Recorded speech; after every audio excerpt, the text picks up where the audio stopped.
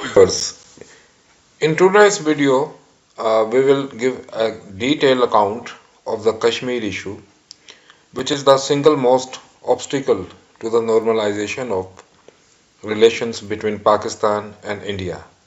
And Kashmir is also the oldest issue on the United Nations agenda. So this is the content of today's video. We will be discussing the background to the Kashmir issue, Kashmir at United Nations, special status of Jammu and Kashmir in India and its revocation, and alternative ways to solve the Kashmir issue.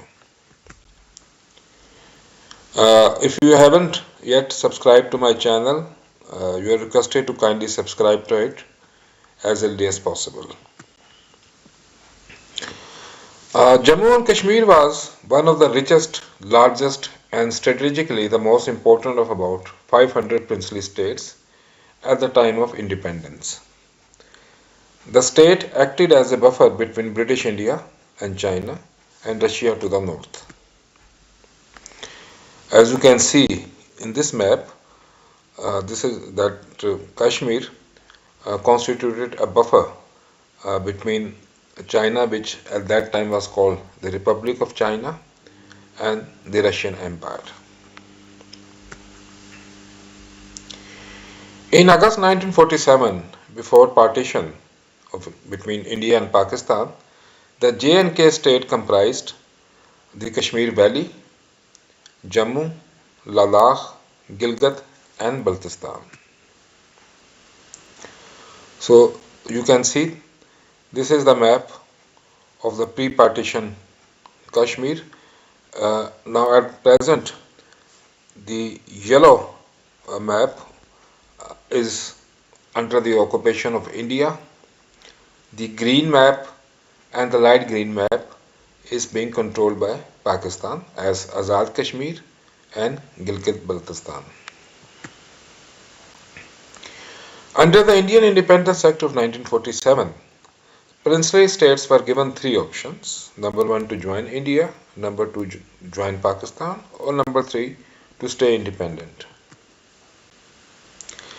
That, however, did not specify the manner in which that option was to be exercised. That is, whether the popular will or that of the prince would prevail.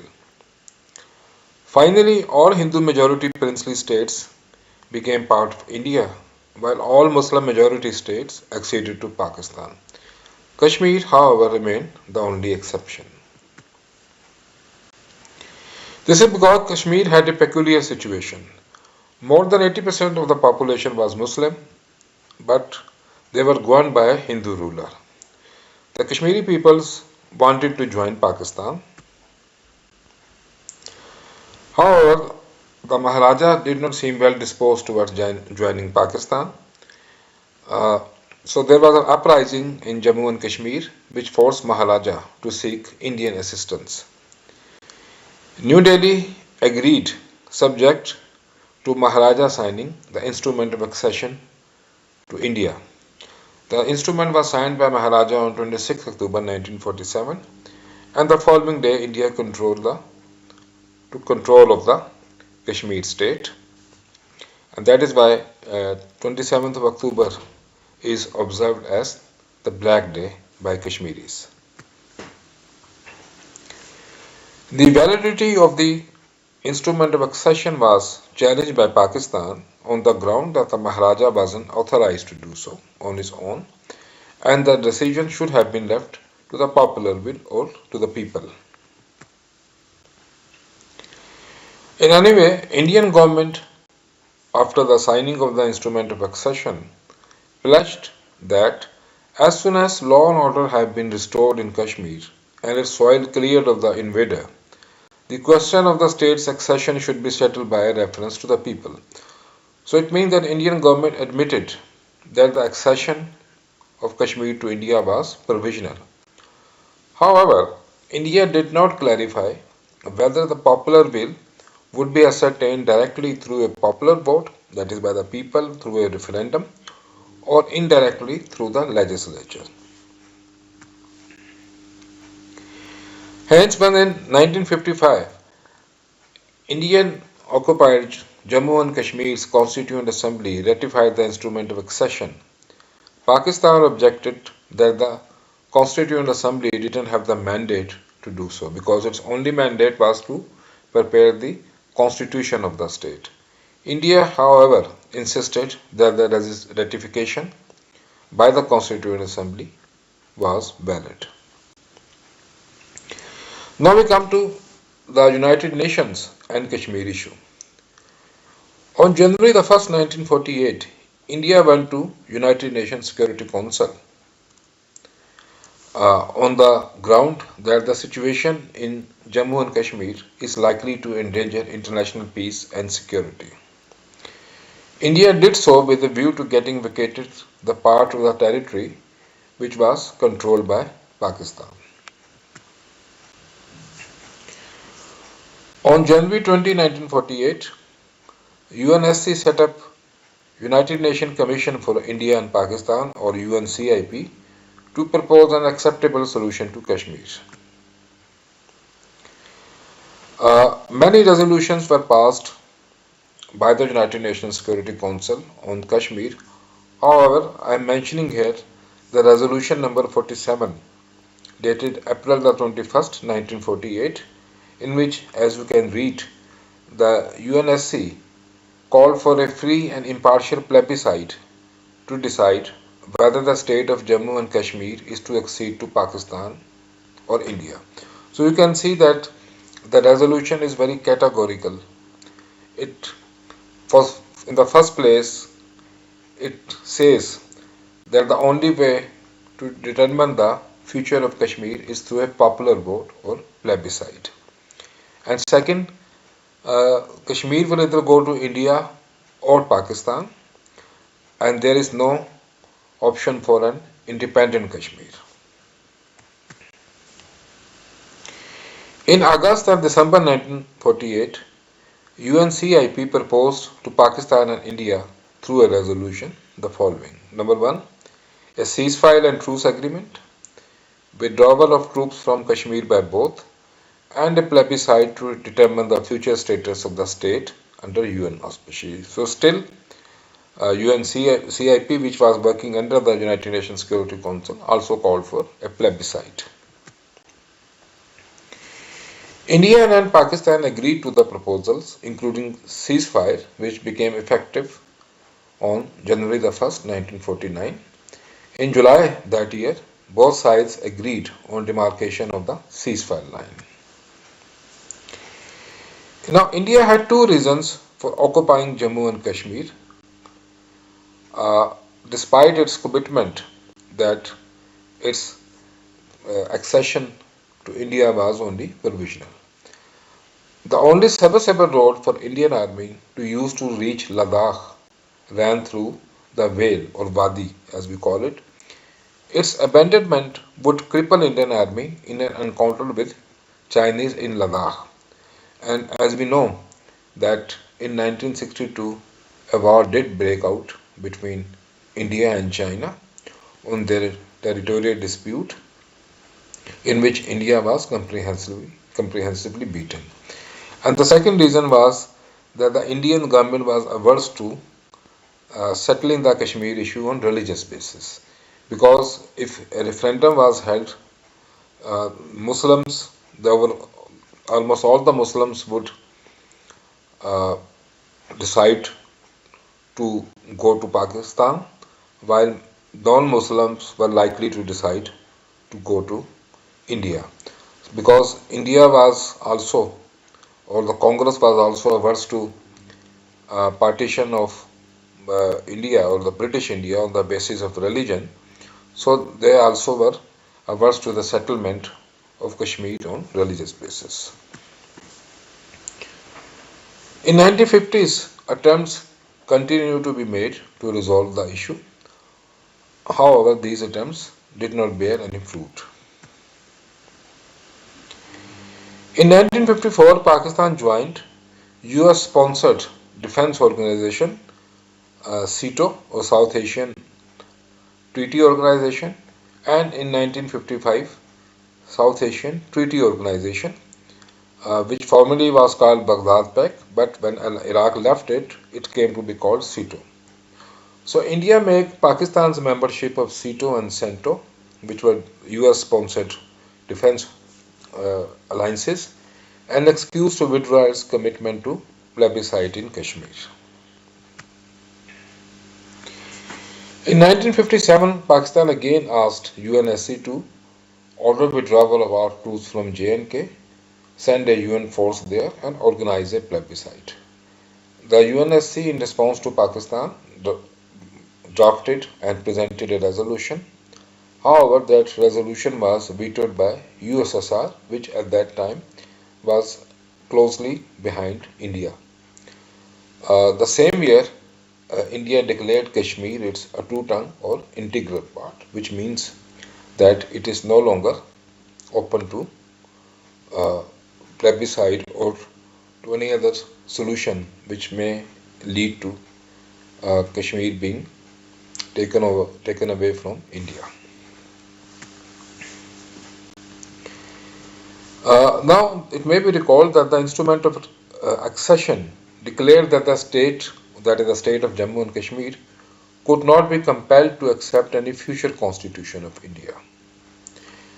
Therefore, when Indian constitution was framed in 1950, a special article was inserted into the constitution called Article 370, which gave Jammu and Kashmir special status within the Indian Union.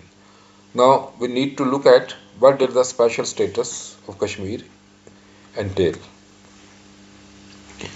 For example, Jammu and Kashmir was exempted from complete application of Indian constitution, and it was also empowered to have its own constitution, making it the only state within the Indian Union which had its own separate constitution. The central government's legislative powers over the state were originally limited to only three subjects: defense, foreign affairs, and communications.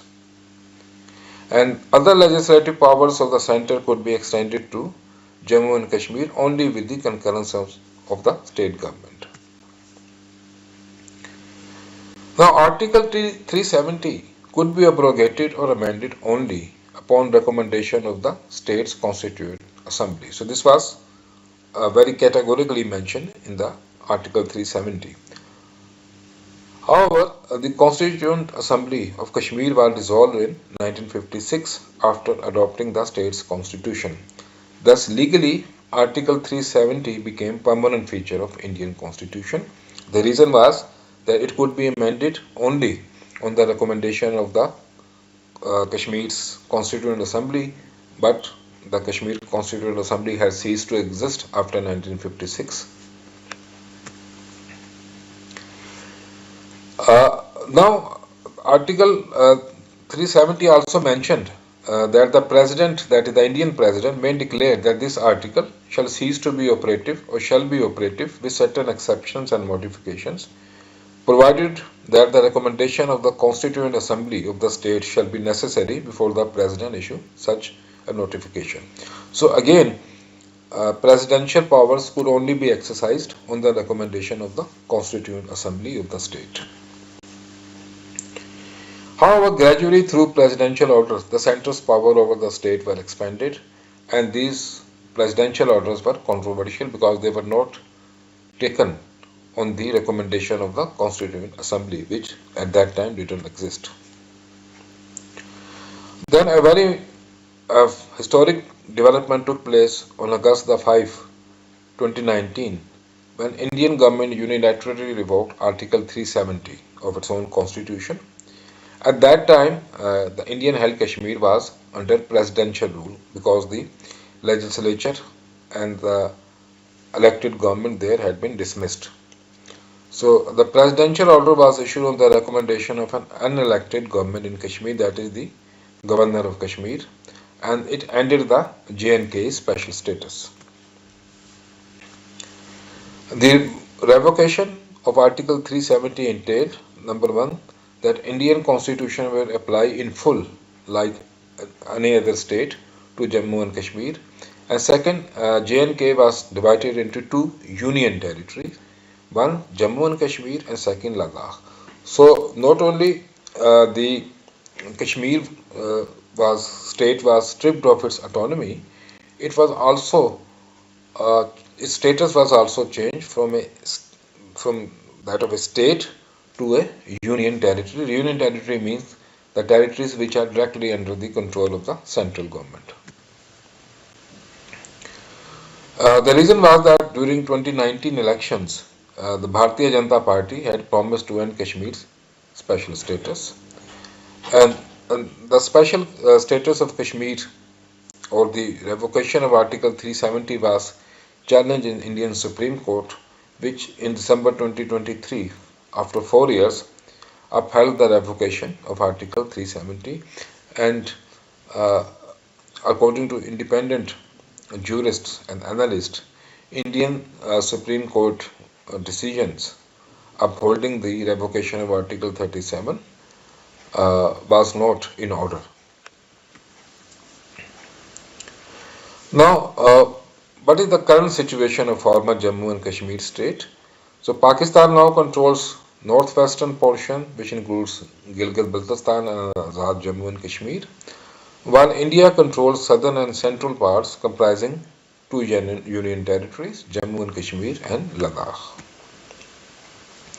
Now we come to the alternative solutions to Kashmir issue. So there are mainly three solutions. One is plebiscite under the United Nations auspices, second bilaterally, and third through third party mediation. Now plebiscite under UN auspices is the oldest and the most credible solution to Kashmir issue. However, in 1950s, India began to distance itself from the plebiscite, citing two reasons. Number one, ratification of the state's accession to New Delhi by the Jammu and Kashmir Constituent Assembly in 1954, as we already mentioned. And second, Pakistan's defense alliance with the US had upset the military balance in the region, making it necessary for India not to demilitarize Jammu and Kashmir, an essential condition for holding the plebiscite.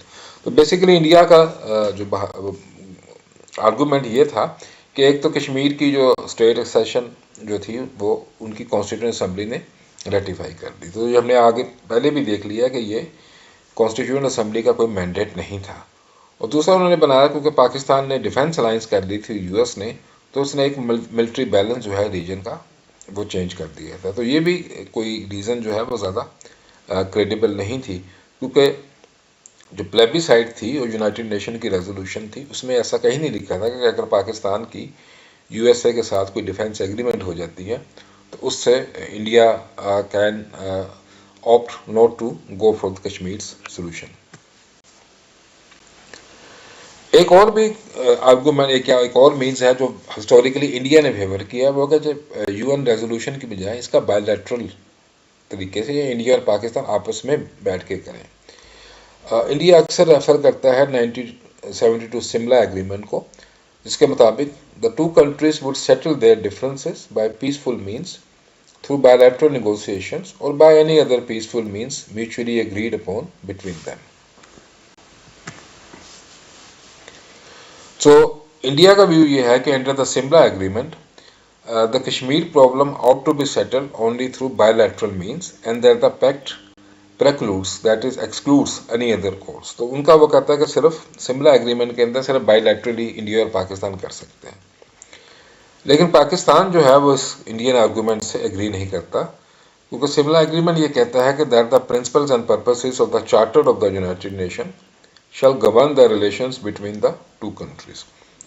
और दूसरा article 103 of United nation charter भी ये कहता है कि in the event of A conflict between the obligations of the members of the United Nations under the present charter and their obligations under any other international agreement, their obligation under the present charter shall prevail।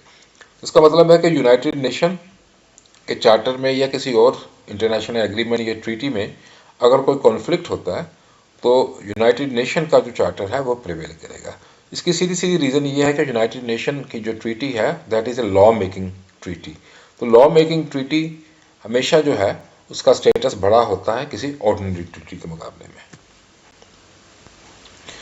The similar agreement भी ये कहता है कि pending the final settlement of any of the problems between the two countries, neither side shall unilaterally enter the situation and both shall prevent the organization, assistance or encouragement of any acts detrimental to the maintenance of peaceful and harmonious relations.